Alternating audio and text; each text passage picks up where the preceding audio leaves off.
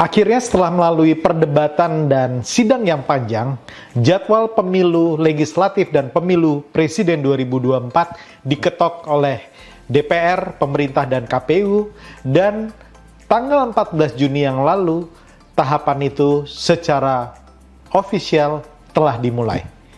Inilah tahapan pemilu legislatif 2024. Mari kita simak bersama. Hai Sobat Politician Academy, kali ini kita berbicara mengenai tahapan pemilu legislatif 2024. Sebuah tahapan yang penting yang dimulai sejak tanggal 14 Juni yang lalu. Dan teman-teman bisa lihat semua bahwa hampir semua partai politik kemudian memanaskan mesin politiknya. Mereka kemudian melakukan kunjungan politik, beraliansi, memunculkan narasi-narasi terutama berkaitan dengan pemilihan presiden 2024. Tapi kali ini kita berbicara mengenai pemilihan legislatif 2024, di mana tahapannya sudah dimulai dan sejak hari ini itu tinggal 599 hari untuk menuju kepada pencoblosan di 14 Februari 2024. Lalu bagaimana tahapannya? Tahapannya adalah sebagai berikut, di mana tahap pertama dimulai pada tanggal 29 Juli hingga 13 Desember 2022. Ini adalah tahap pendaftaran bagi partai politik yang akan mengikuti pemilihan legislatif 2024. Seperti kita ketahui, banyak partai baru yang kemudian muncul dan sampai sekarang tercatat ada 75 partai politik yang ada dan tercatat di Kemkumham. Nah, apakah semua partai tersebut akan bertarung? Kita lihat nanti bagaimana proses pendaftarannya.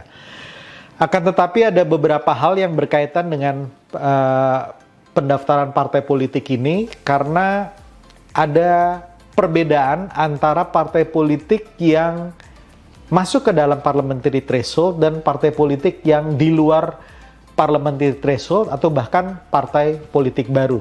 Di mana partai politik yang sudah masuk ke dalam parliamentary threshold, ada 9 partai politik, mereka tidak harus melakukan verifikasi faktual. Jadi verifikasi yang dilakukan adalah verifikasi administratif. Sedangkan partai peserta Pileg 2019 maupun partai politik baru harus mengikuti 2 tahap verifikasi, yaitu verifikasi administrasi dan kemudian dilanjut dengan verifikasi faktual. Nah, bagi Anda para caleg yang berasal dari partai-partai baru atau partai yang di luar parliamentary threshold, di sini Anda perlu berhati-hati. Maksud saya dengan berhati-hati begini, artinya kalau partai Anda tidak masuk atau tidak diloloskan KPU menjadi peserta Pileg 2024, berarti Anda harus pindah partai kalau Anda tetap menginginkan untuk maju di Pileg 2024, atau alternatif lain Anda bisa maju juga melalui jalur non-partai atau DPD. Selanjutnya setelah proses ini tanggal 14 Desember KPU akan mengumumkan peserta pemilu siapa saja atau partai mana saja, termasuk dengan partai lokal di Aceh gitu ya. Jadi di 2019 lalu ada 4 partai lokal di Aceh yang mengikuti Pileg 2019.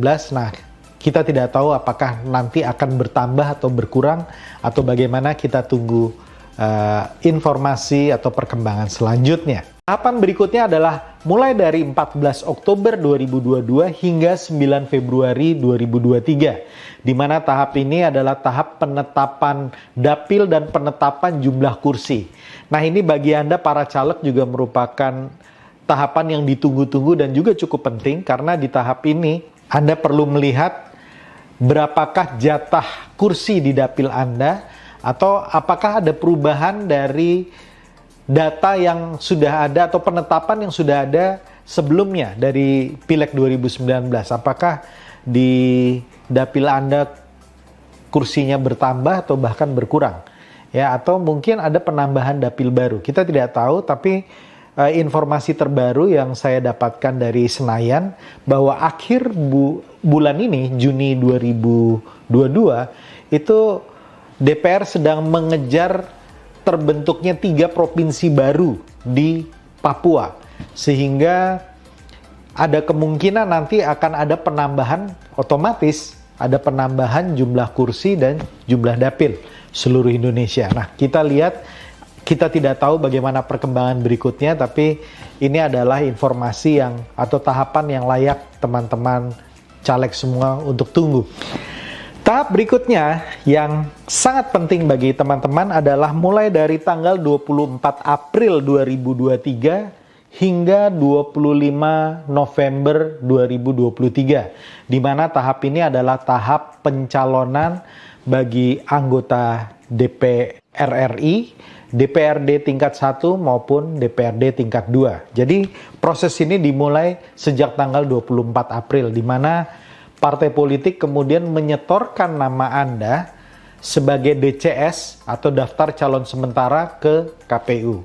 Dan dari proses yang panjang ini, dari mulai 24 April sampai dengan 25 November, itu ada 3 catatan saya. Yang pertama adalah sebelumnya akan ada penjaringan dan penyaringan dari partai politik tempat Anda bernaung atau partai politik yang sudah ditetapkan oleh KPU tersebut. Jadi perkiraan saya antara bulan Januari sampai April itu adalah masa penyaringan, ya, masa penjaringan dan penyaringan di partai politik masing-masing. Jadi Anda perlu cek lebih lanjut kapan proses itu dimulai dan kapan proses itu ditutup.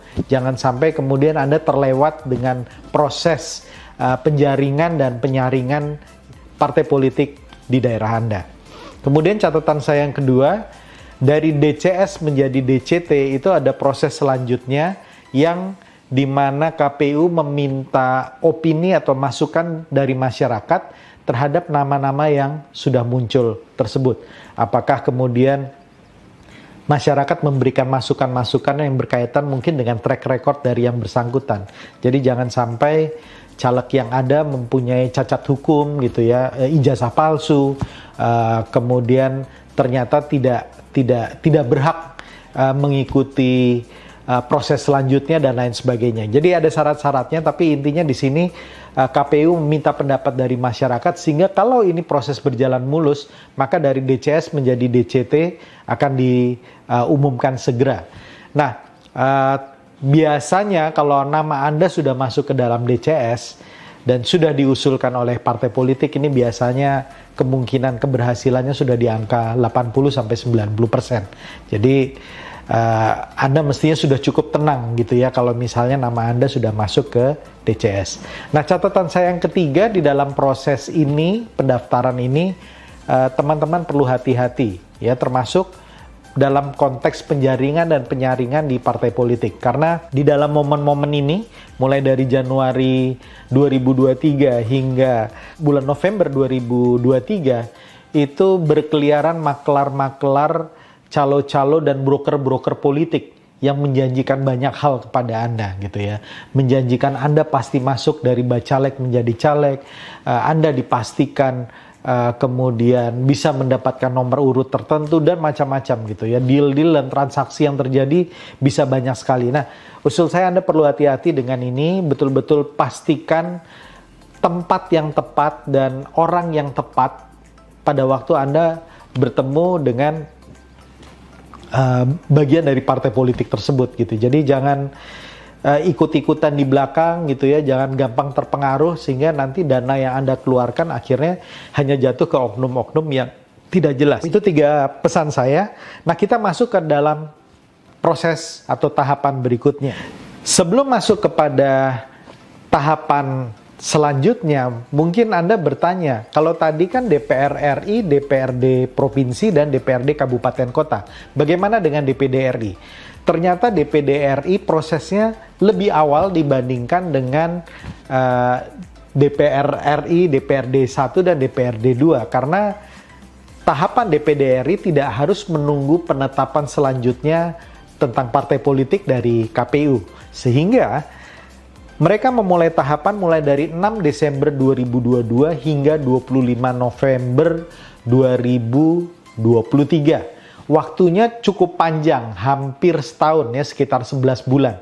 Nah mungkin Anda bertanya kok bisa lebih lama? Karena persyaratannya beda. Persyaratan DPD RI itu membutuhkan sekian banyak tanda tangan. Nanti kita akan membahas khusus mengenai ini, tapi sekian banyak tanda tangan yang dikumpulkan tersebut kan harus diverifikasi oleh KPU. Oleh karena itu, proses melakukan verifikasi terhadap calon-calon anggota DPD RI tersebut yang membutuhkan waktu lebih lama bagi KPU untuk kemudian mengecek kesungguhannya atau data-data yang ada.